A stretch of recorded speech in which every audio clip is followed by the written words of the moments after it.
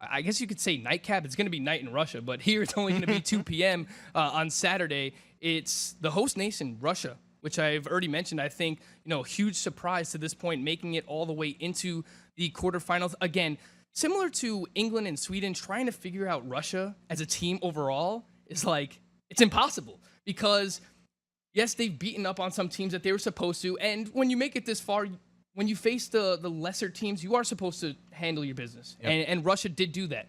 But what happened when they faced Uruguay? They lost 3-0. Yep. Then they came back and they bounced back and they beat Spain. So it's where do you really lie with Russia? How good are they? They lost to a team in Uruguay who is also in the quarterfinals. Yep. They lost to them 3-0. You come back and you beat Spain. You tie them 1-1. A very talented team, albeit an older team in Spain. Yep. They beat them in penalties. So now they're going up against Croatia, where they are huge underdogs in this matchup. Croatia, we know, kind of similar to the Belgium and Brazil. They're pretty stacked all around. They have Luka Modric. They have Perisic. They have Rakitic as well. Any itch you want, it's on Croatia. They got it. But Croatia against Russia. Will Russia scratch the itch? Sorry. It's a good one. No, keep them coming. Keep them coming. Where do you lie on this one, Martino? Is this another one where it's just going to be Croatia just burying Russia into the dirt? Slaughter? Yeah, I think so. I mean, and it's kind of funny because Russia's a Cinderella in this. Yeah. Typically, host Russia, nation Russia, yeah? Yeah, you never associate Russia with being the Cinderella story, the darling of the tournament. No, but I think they were playing a Spain team last round that really was just all, messed up. I mean, they fired their head coach 2 days before their first game. So they really didn't have any cohesion there. I think things were all over the place. And you know what? When you're the host country, and they got pretty solid players on there Golovin, who's already rumored to go to top clubs in Europe now after this tournament. When you have guys like that and you're the host country, the crowd's behind you all the time, you could really grind out results.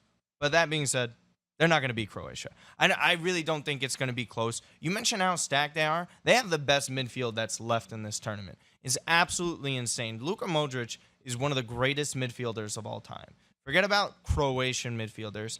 I mean, he just had a three-peat in the Champions League with Real Madrid. That's so unprecedented. That didn't happen since Liverpool in the 70s. So it's that crazy. You got guys like Rakitic, you mentioned Perisic, and Mario Mandzukic too up top, who's been great this tournament.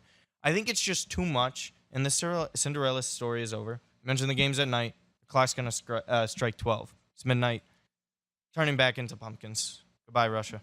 Before I get Katrina's prediction, I do just want to play devil's advocate a little bit here for you, Martino. I mean, Croatia went to PKs against Denmark. And, I mean, look, that's not a knock against Denmark, but Denmark is not the team that Spain is, I don't think, overall. They do have some fine players. There's no doubt about it. But does that worry you at all, the fact that, look, we saw 2 goals in the first, 4 or 5 minutes where Croatia gave one up and then they bounced back right away. But does it worry you that they were pushed to the brink, literally, against a team like Denmark going into this match against Russia? No. I don't think it really bothers me that much because the first goal in the first minute, it was a mess up by their keeper. So I don't think that's going to happen again. And Schmeichel was absolutely out of this world. And you could tell even in extra time, too, when Modric had to go up to take the penalty, that he was just spent. Because this guy not only is playing 120 minutes in the World Cup after all these games, he plays all the way to the end of the season where he's out in Madrid. Too. He's the heart of that team. Oh, he is. He's the heart and soul of it, and he might be the best Croatian player ever at this point. So there's a lot riding on him there. But they really don't worry me in that aspect. I mean, Denmark's a pretty solid team, too. They were underrated. And they were in a pretty solid group where they were grinding out results, and they had some top players like Christian Eriksen too. So I'm not really that worried about them. I think this one's the easiest of the 4 that we talked about. Russia plus 282. Money line right now. Croatia at plus 120. Katrina, do you see a stomping going down in Russia as well? Team Croatia. I'm on board. That's my new team. With Germany being out, I just felt like I watched a couple of their games. I loved the way they played. Like you said about the midfield, just beautiful. Literally, they can move the ball. That was what I didn't see with Germany.